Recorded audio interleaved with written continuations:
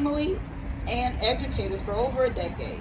She has worked with parenting facilitators and she has worked as a parenting facilitator, social worker, and consultant in the Duval, St. Johns, and Nassau County areas. She is an author of 3 children's books: I Scream Because I'm Angry, Dear Everybody, Admit There's Hurt, and But What If, which explains the anger, grief, and anxiety as normal, natural emotions. As much as she loves speaking and writing, her favorite roles are being a mother and an educator. Today, she travels locally speaking about the importance of communication, recognizing people as individuals, and considering various perspectives. But ultimately, she wants to travel the world. Please help me welcome our speaker today, Erica Wortherly.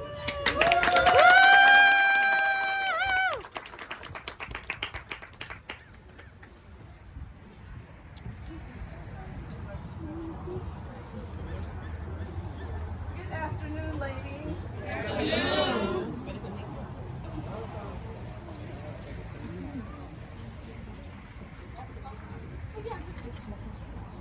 So, as was mentioned, I am a, can you hear me? Okay, there we go.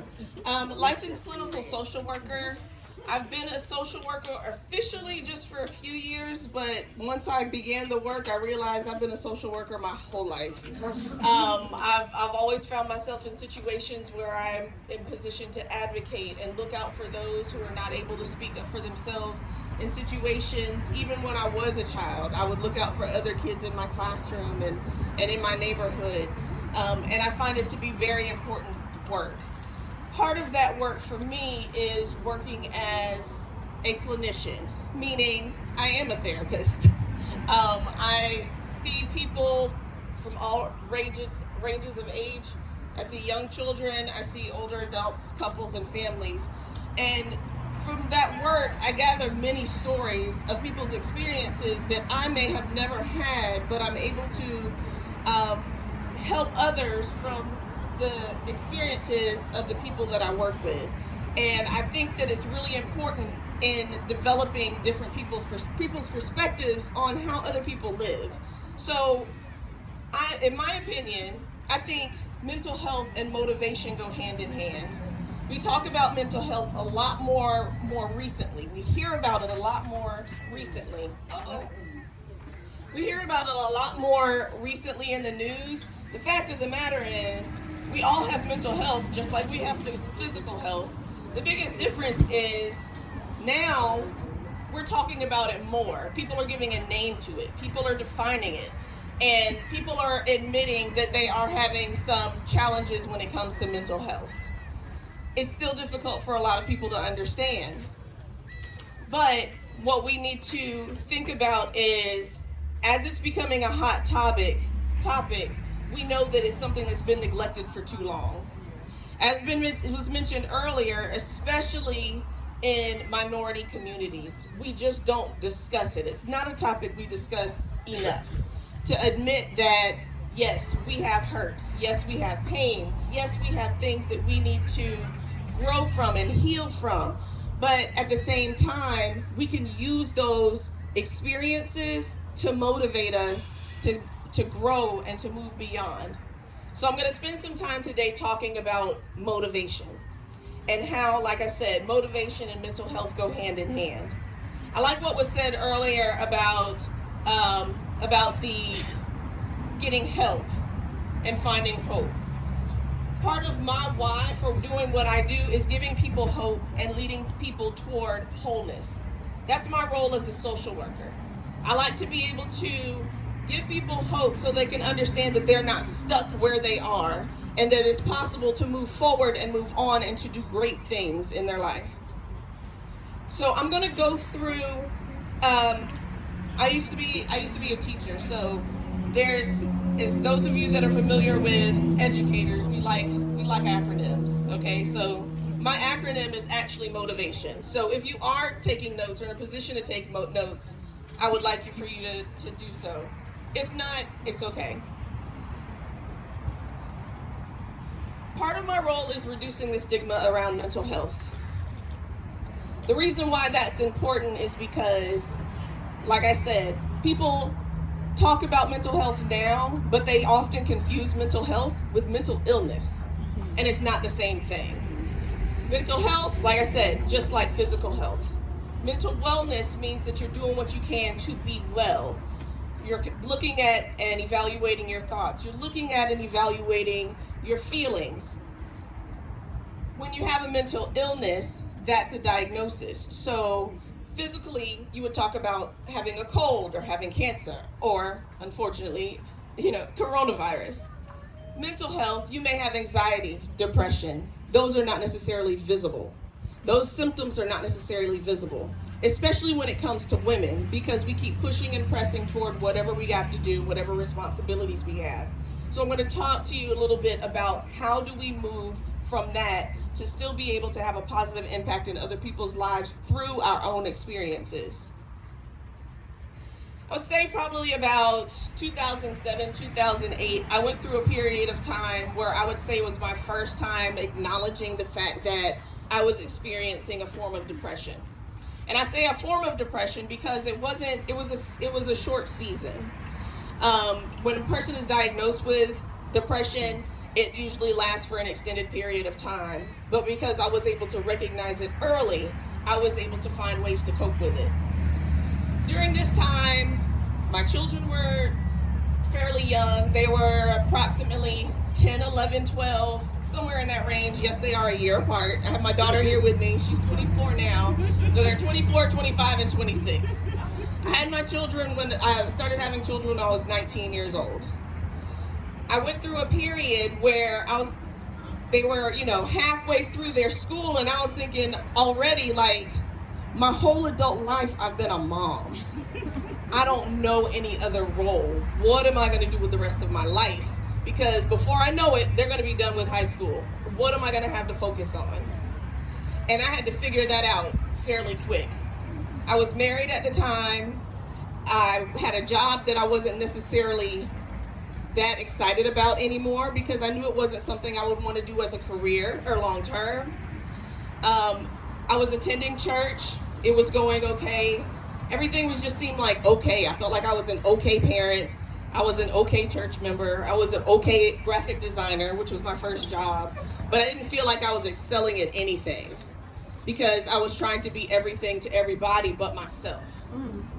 And that's where I started feeling the hurt. And it was coming from within. It wasn't a matter of being in a position where I could blame anyone for how I was feeling. I just knew that there needed to be some repairs done within me. I call this stage of my life icing on a burnt cake. I was looking around and seeing everybody and listening to how people thought of me as a person. They're like, oh, you're a wonderful mom. You're so creative.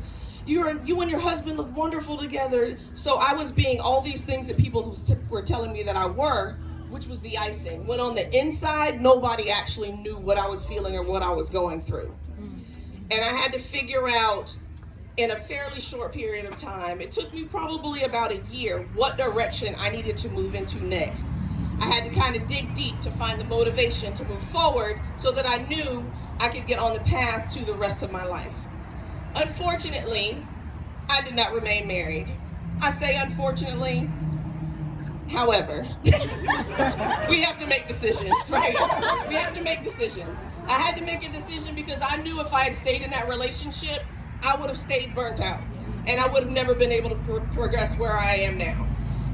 And the fact of the matter is, I was hindering myself to stay behind someone that wasn't moving at the pace that I needed to move, where I knew that I was supposed to be going, the direction I was supposed to be going. My sister actually told me about this particular phrase called a quarter life crisis. I had never heard of it before, but that's an experience usually in like 20s and 30s where it's like, okay, I'm an adult now, but now what? For me specifically, it was a matter of, I know my kids are going to be adults in a few years. What am I supposed to do next? Some may be deciding whether or not they want to get married. Some may be making a decision about going back to school or completing school. It depends. For everybody, it's different. Some of my clients right now are in their early 20s, and I've explained this to them all, and as I go into some of the details of it, they're like, yes, that's what's happening. I don't know what I'm doing. I had simply explained it's trial and error. We will figure it out together. But the biggest thing is you have to be able to kind of look at a big picture. What do you want to do ultimately? What do you want to do ultimately? I know for me, it was about helping people. It was about helping people and being able to work with people and being able to encourage people to reach their full potential. So, like I said in the beginning, mental health is tied to motivation. And my why is to give people hope and lead them toward wholeness. So I'm going to start with M. M is the word maybe. When was the last time you gave yourself space to reflect on your dreams? Now, I'm going to pause for a second. Remember, I am a counselor, so you'll probably hear a ton of questions, and they're there on purpose. So when you're writing your notes, answer the questions. I know you got a homework assignment earlier, so this may help you out to think about some of the questions as you begin reflecting on some things that are more specific. So when was the last time you gave yourself space to reflect on your dreams, your ambitions, and your goals? It doesn't matter how old you are, so please don't even take that into consideration. It really doesn't. I have, there was a church member that we had, I think she was in her 70s when she got her bachelor's degree from college. It doesn't matter. So don't even think about that. But giving yourself the space to reflect. When was the last time you've done it? And if you can't think of the last time you did that, it's time. So the maybes. What were your dreams? Well, think about it. Brainstorm. Well, if I could have this, and if I would have this, those things that come to mind most often. It's not too late. What did you want to be when you grow up? There's still some things I see other people doing. I'm like, ooh, when I grow up, I'm in my mid-40s, but, I still got time to get things done. When was the last time you did something for the first time?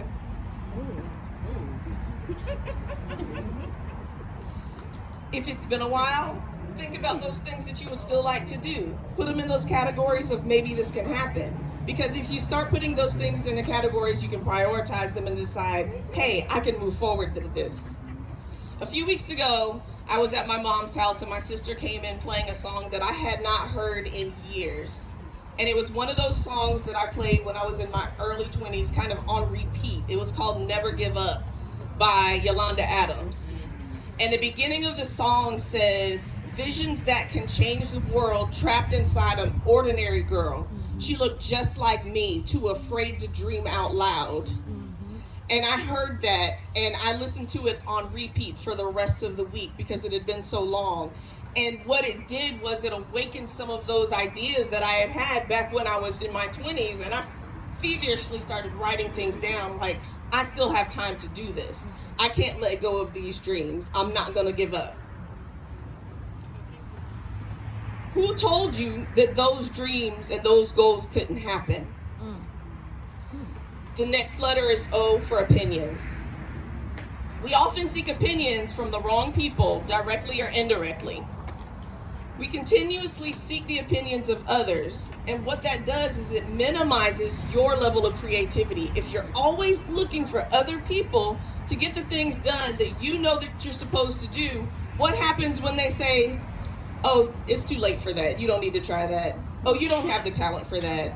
You don't have the skills. Oh, that'll take too long. How does that make you feel?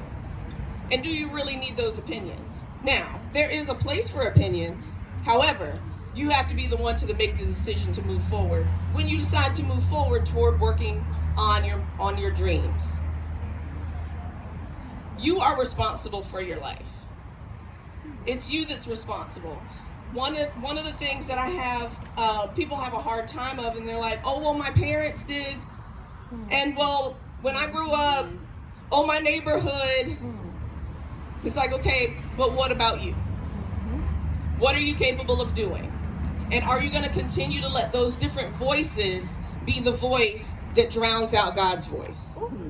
When God is telling you what you should be doing and you allow other people's voices to overshadow what he is telling you to do, you are the one getting in your own way, not those other people. Mm-hmm. The T is talent. You are given gifts for a reason. In Romans 11:29, it says, God's gifts and talents are without repentance. He gave you your gifts for a reason. How are you using them?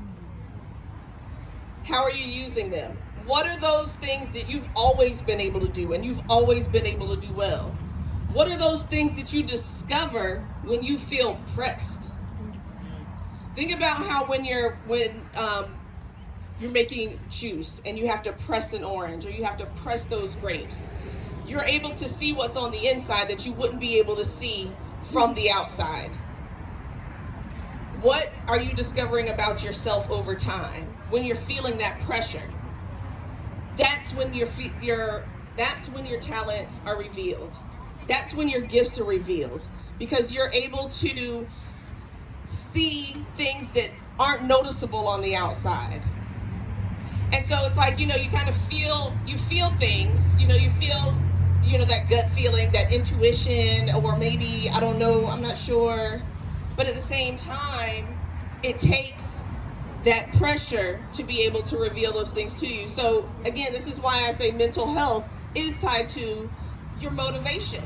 When you're feeling that, but you never take the time to explore it, or you go through a situation and you never take it to the time to step back and evaluate the situation, then it makes it a real challenge to use your talents because you're not even fully sure what they all are. Or you may be relying on what other people say you're good at. If I had listened to other people, I would still be a graphic designer and I would probably be miserable at it, because that's not what I was passionate about. Yes, I'm a good at what I do, or I was good at what I do, but I didn't have any passion behind it. And I think when you have those talents plus the passion behind it, that's when you start to thrive. That's when you start having the right type of influence among other people. So what are some of your talents? What are those things that you've always been good at? What are those things that you've been able to notice in those times when you're feeling pressure? When those times when you don't have any other choice but to use some strength that you didn't know that you had? Mm-hmm. Because those times do come up. Sometimes it does take other people to be able to point them out to you, but it's things that have always been there. It's a matter of discovery. So you should take inventory often of what you are capable of doing. Some of you may be writers, some of you may be singers, some of you may be excellent cooks, some of you may be advocates, some of you may be givers. You want to support, you want to give to those in your community, you want to be able to influence, you want to be able to preach, you want to be able to teach. What are you good at? Those things that are meant for you to, the things that are meant for you to do, those will come at ease once they're discovered.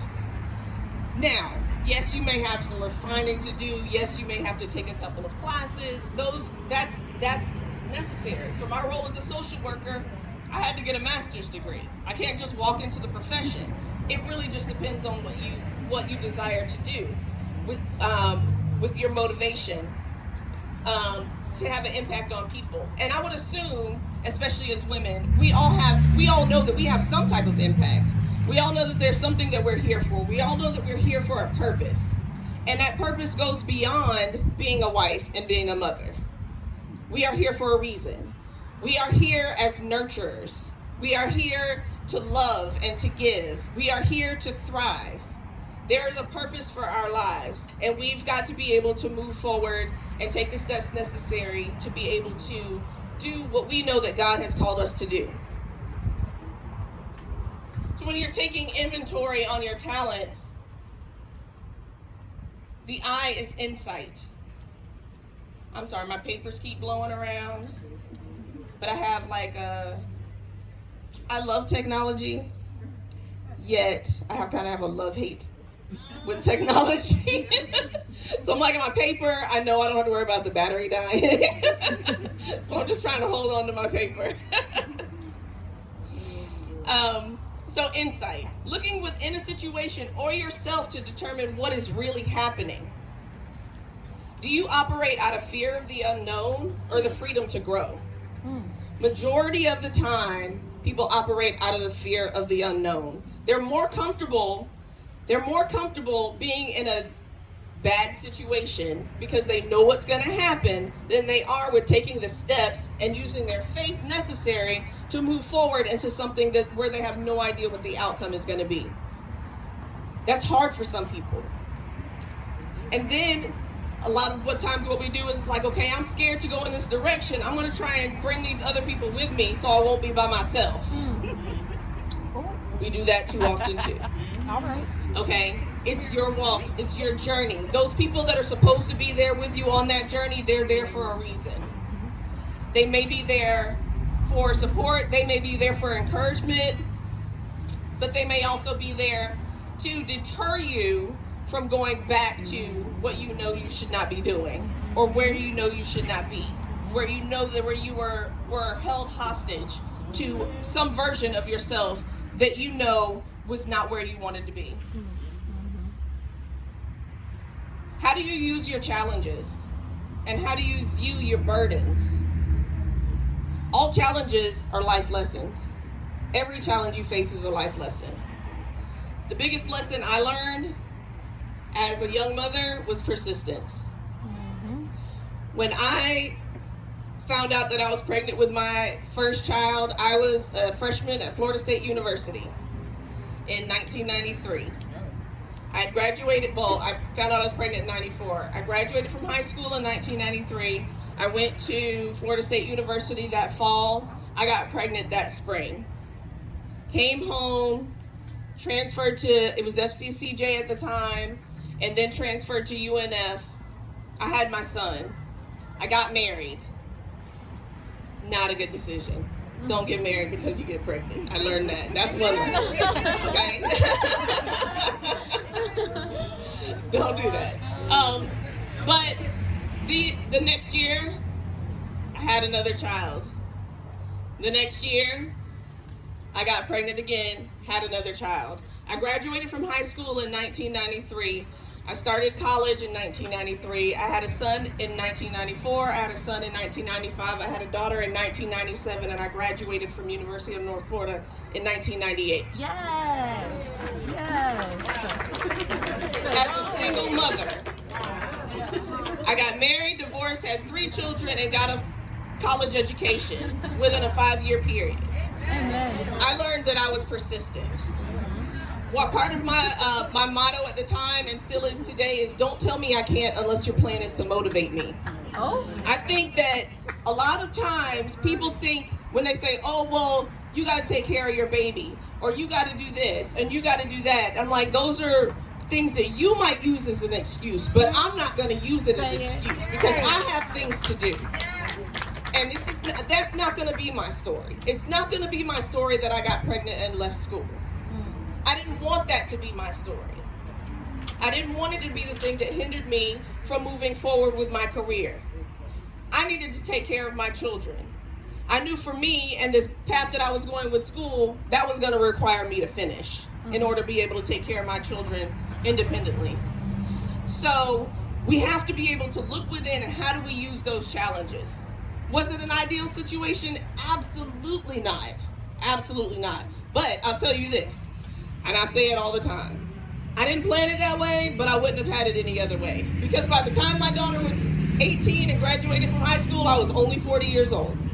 So I was able to do a whole lot more once my daughter graduated school. When my kids graduated from high school and went to college, people kept saying to me, congratulations, you did awesome. And I was like, why are you congratulating me? They finished school. They were like, but all of your kids went to college. And it took me a while to digest that and really take it in as like a celebration. That I was able to do what I could do within that time period as at the young age that I was, and then all 3 of my kids go to college. A lot of times we don't take the time to acknowledge our accomplishments. We just keep moving past them and keep moving forward and not teaching other people how we did it, not learning from the experiences, to be able to share with other people, to use it to encourage them, to motivate them. Every one of us has a story. That's just a part of mine. But every one of us has a story that can help someone else. So acknowledge it, embrace it. There was a long period of time where I was embarrassed by my story because I was concerned about how people would look at me, like, look at this young girl with all these babies. You know how people do. Like, look at this girl with all these babies. What is she doing? And I saw the looks of people when they were like, oh, how's your baby? Oh, well, I have 2 now. Oh, well, oh, you're pregnant. I saw how people looked at me. But I didn't let that stop me from doing what I knew I had to do. How do you judge yourself? A lot of times people worry about how other people judge them, but how do you judge yourself? What kind of value do you place on what other people say about you? How do you let other people influence your story, your narrative? The next letter is V for value. We all have value. There's value in all of our experiences, and we need to use those experiences. We need to use those experiences as motivation, whether they are good or bad. A long time ago, and I hoped that I could find it before I came, because it's literally on a piece of paper and not saved, but there was a poem that was the strength of a woman versus woman of strength. The difference. When we talk about the strength of a woman, it's usually the physical strength, the fortitude. Speaking as a mom, you have your kids, you're superwoman, you take care of everybody's needs, and you're a wife, and you take care of your husband's needs, and on your job, you're making sure everybody's needs are being met, and you keep on going, and you keep on pressing, and you may lose sleep, and you may want to cry, but you don't have time for it because you're strong. We are strong women, right? We got to keep moving. But a woman of strength knows how to create balance in her life. She knows when she needs to rest. She knows when she needs to be still. She knows when she needs to seek guidance. She knows when she needs to seek wisdom. She knows who is in her friend circle. She knows who she can trust. So there's a difference. We can be strong women. I'm not saying don't be a strong woman. I'm saying know when it's time to begin taking care of yourself. People talk about pouring from an empty cup all the time. People talk about burnout all the time. We have to be full before we can give to anyone else. Otherwise, what tends to happen, unfortunately, is you start building resentment toward the people that you're caring for. Because you're not getting that acknowledgement that you need to be able to continue on. And that's where a lot of the breakdown occurs, especially in families, is people become burnt out with the role and not really realizing or recognizing the role that they have. And for you ladies, as the daughter of God, versus the role you have within your household in this world here on earth. You've got to be able to look and reflect on what you need to do, to show your value. But you also have to look at the value you place on yourself. If people see you as the person that helps all the time and you start feeling obligated, you might be a strong woman, but a woman of strength will know how to say no. And no is a complete sentence. I don't know how many of you know is a complete sentence. You don't have to give any excuses. You can just say no. Because you've got to protect yourself. You've got to protect your time. You've got to protect your peace.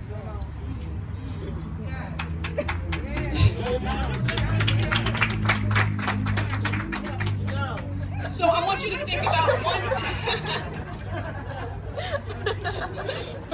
about one difficult situation that you're working through, and practice accepting yourself in that situation. You have survived everything you have been through to this point. How often do you just sit and think about that? You know, people talk about where you could have been, what you should have been doing, how things may have been if you had made this turn instead of that turn. If you think about how far you've come to this point in your life, you have survived it all. Amen.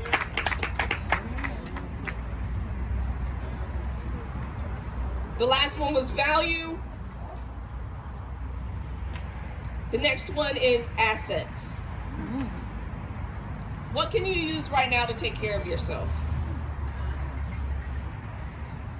What can you use right now to reach your goals? How would people describe you? And how would you want to be described? These are questions I want you to think about, and I'll repeat them. What can you use right now to take care of yourself? Like what, not necessarily physical things, but I want you to think about your ideas. Think about those people that you have in your life. It could be monetary. What do you have right now? What can you use right now to reach your goals? Of all of those things that you have in your life that you consider assets, how would people describe you, and how would you want to be described? And look at the differences. Comparing how people view you versus how you view yourself. A lot of times what catches people off guard is the right people, looking in on the outside, see more value than you see in yourself. And it needs to be pointed out. And you have to be able to embrace it when it happens. Because everybody's not out to get you. Everybody's not out to break you down. But being able to listen to the right people who are able to say, I see greatness in you. I believe in you. You can overcome this. I know that you're strong. I know that you're capable. I know that you're wise. I know that you have the fuel and the fire within you. We just need to figure out how to ignite it. We need those people in our lives. Notice the stories your mind creates that explain who you are.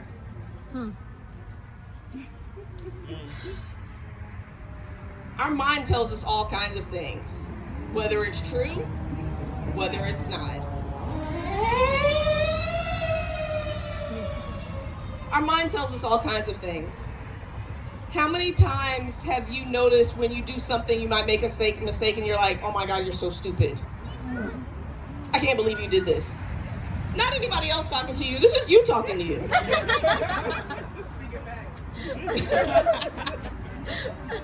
When do you stop and say, no, that's not the case? What are you telling yourself? A lot of times, it's not just outside influences. It's what's going on within your own mind that's disrupting that path to being motivated to do what you're called to do. Listen to your mind like a radio. When I tell my clients this, they're like, what do you mean? I'm like sit back with some popcorn and just think about what you're thinking about. Think about what you're thinking about. What is on your mind when you're sitting still? What goes through your mind? Yeah. It could be that you're planning for a vacation. Some people will plan for a vacation and be able to say, oh yes, I want to try this, and I want to be adventurous, and I want to go mountain climbing, and I want to go zip lining, and I want to go snorkeling, and I want to do this, and it's going to be a wonderful experience, and I'm going to meet all kinds of people and experience culture. And then other people are like, ooh, I really might be like, I really want to go on this trip, and I do have the money, but if I decide that I want to go in the ocean and go jet skiing, then there might be a shark, and the shark might bite me, and I might be on the next episode of Jaws. So what do you do when those things happen? How are you able to change the narrative that's playing in your head with all of the wrong things that you know are not likely to happen because you haven't even tried to do it yet? We don't know what's going to happen. We can't predict the future. But if you're having those kind of narratives more often than the first one, you're not going to go anywhere. You're going to be too afraid to do anything new because it's too scary. Listen to your mind like a radio. Watch your thoughts like a movie. And that way, you can be able to change your narrative. When you see something that shouldn't be there, you can say, nope, let me change that right now. When you keep hearing, okay, I can't do this, I'm gonna fail, I'm gonna fall, I'm gonna embarrass myself, it's like, nope, I'm powerful, I'm strong, I'm capable, I can do this. If you had asked me even 10 years ago if I would be up here with a microphone, I would have said absolutely not. You don't know who you're talking to. Not me. I'm a behind the scenes person. I was on the media ministry, behind closed doors, running the graphics. I would not have wanted to be on a stage, especially with a microphone, talking to people.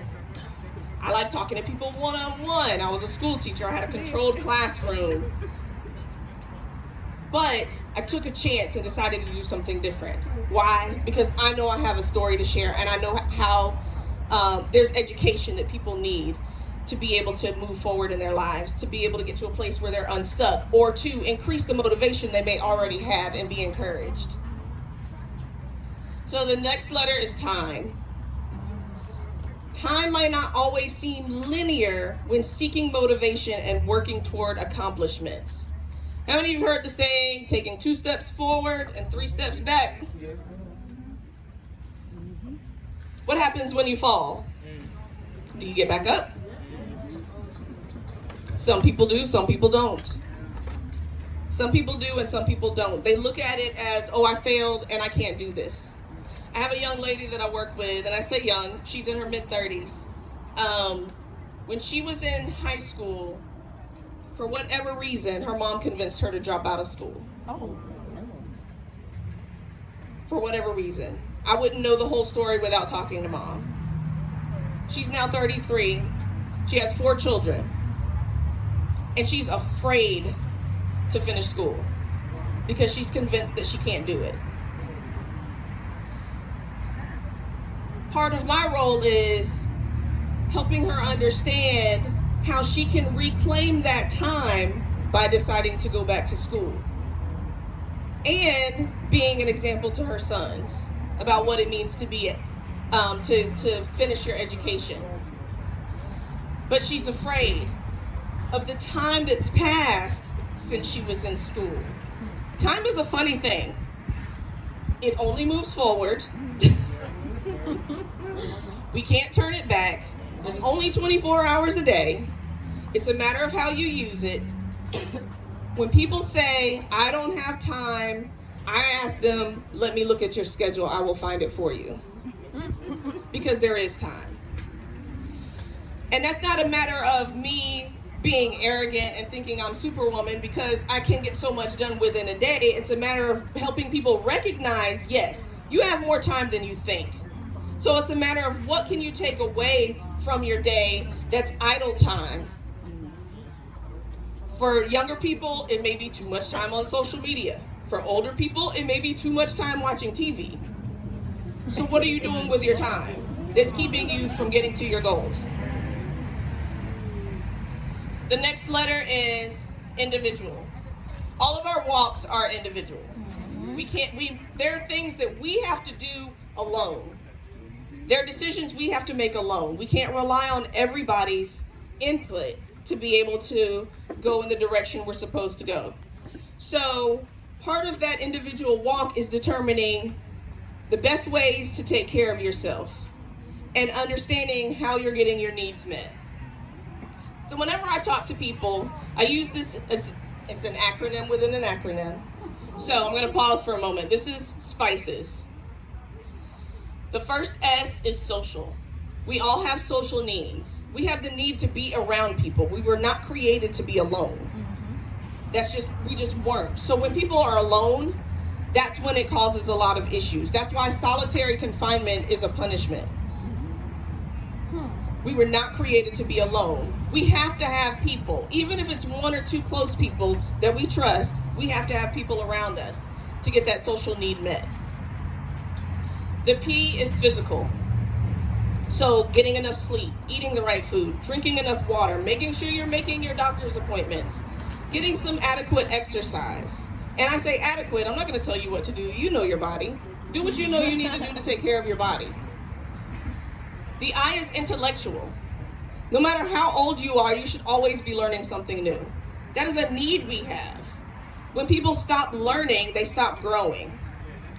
That's part of the reason why we show up to church, because even though we've been through the Bible, who knows how many times, there's always something that jumps out. It's like a movie that you've seen for the 20th time, and you're like, wait a second, I did not notice that. And I've seen this movie over and over and over again. We always have room to learn. We always have room to grow. The C is creative. We all have a creative need. People are more creative than they give themselves credit for, whether it's cooking, doing hair, whether it's writing, whether it's landscaping. It could be anything. It could be anything. Making up games. It could be anything. But we have that need for a creative outlet. We have something to give. The E is emotional. Getting our emotional needs met. Having somebody to talk to. Being honest about what you're feeling and thinking. That's part of our getting our emotional need met. We have to be honest about our feelings. I tell people this. We do it all the time. When you see somebody, whether you know them or not, you're like, oh, hey, how you doing? And you keep walking and you never even pause to wait for the response. Or somebody's like, oh, I'm fine. Knowing good and well they're not fine. But I'm going to tell you that because that's just what we do. We never wait for a real answer. When I went through that season, that I called icing on a burnt cake, one day somebody came up to me and they were like, oh, hey, how you doing? And I was like, I am not okay. And they were like, I'm not sure how to respond to that. Like, what do you want me to do right now?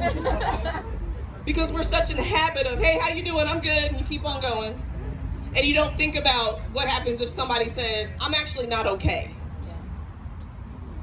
And you've got to get comfortable with, around the right people, I'm actually not okay right now. Do you have a minute to talk? Can I have I do it at work. My family's over here, but we have like a group chat that's like, hey, I need a minute. Y'all available? I need to get this off my chest. Here's what I'm feeling right now. You have to have that emotional outlet. The second S is for spiritual. And I always tell people this is not necessarily talking about religion, but spiritual as in having a connection to something bigger than yourself. So yes, we know we are connected to God. Yes, we know what we believe. We know what our values are related to that. But it's also understanding that you are a part of your family. You are a part of your community. You are a part of the environment. So one of the ways that I get my spiritual need beyond going to church is I like to get to the beach as often as possible because I love nature. I love feeling my feet in the sand. I love feeling the water running across my feet. And that's one of the ways that I can get that need met. And so I have church on Sunday, and then on Monday morning, before I have to work with anybody else, I have that time where it's just me and God and the beach. And I love it. I love it. When I have those weeks where I'm like, oh, but I gotta do this, or I feel it. It makes a big difference when I'm not getting that need met. So I gave you the acronym SPICES, but there's one more letter to add to that, which is F, which is financial. You got to be able to take care of your money.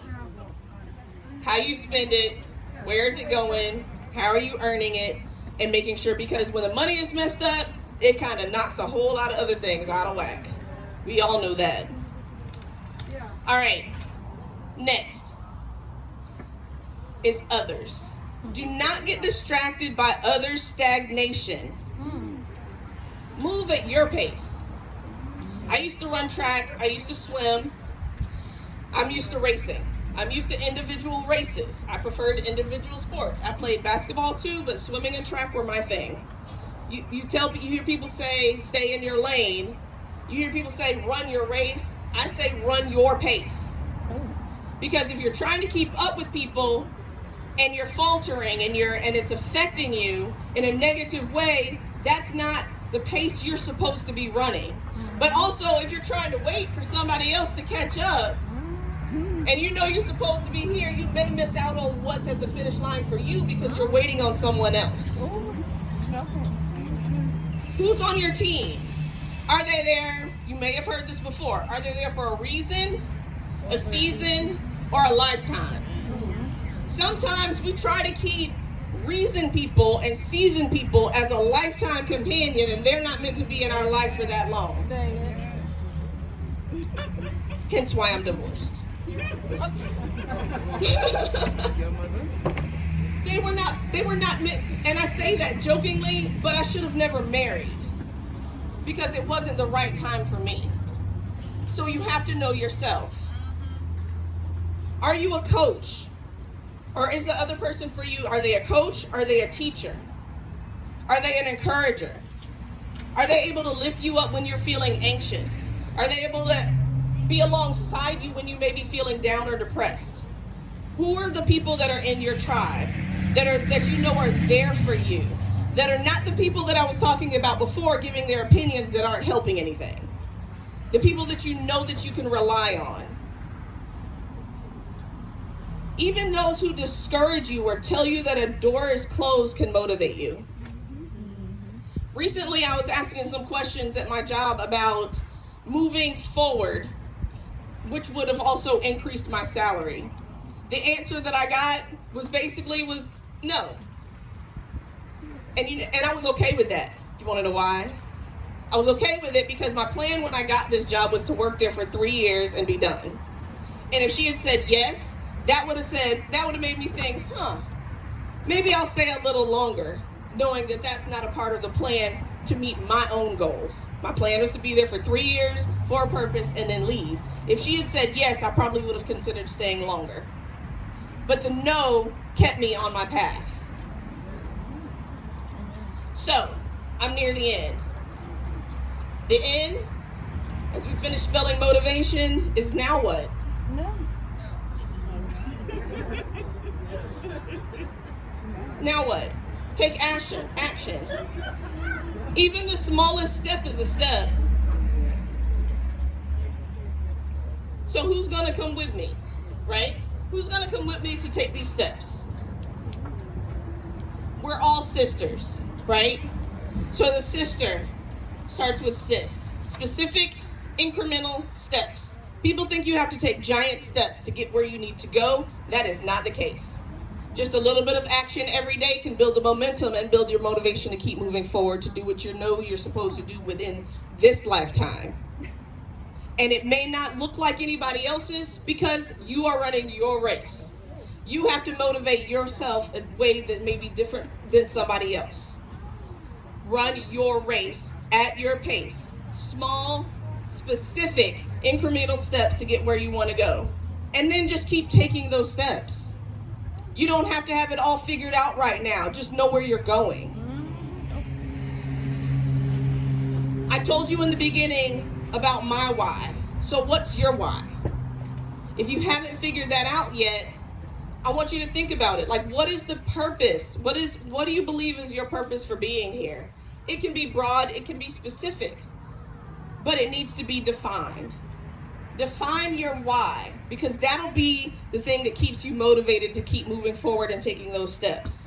One of the things our pastor has said multiple times is, your purpose is tied to the things that make you cry. And I'm not a person that cries often, but there are things that I see and encounter, especially as a social worker, which is part of the reason why I became a social worker, that bring me to tears. I hate to see kids hurting. But I know that the kids are hurting because of hurt adults.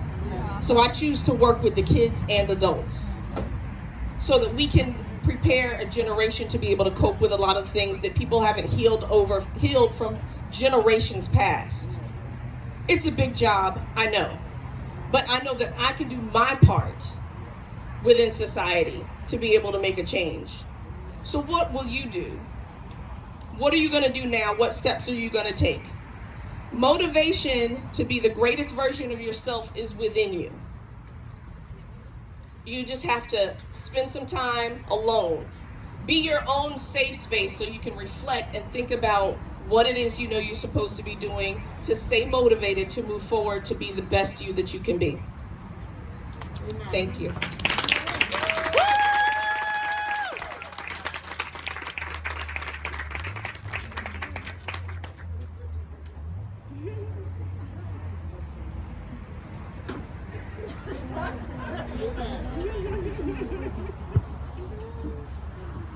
Thank you so much, Miss Erica. Appreciate you. And what you got a card? Yes, ma'am. You do mental health counseling? Yes, do ma'am. you diagnose people? I do actually. Yeah. Okay, so we're gonna talk. I have some people here.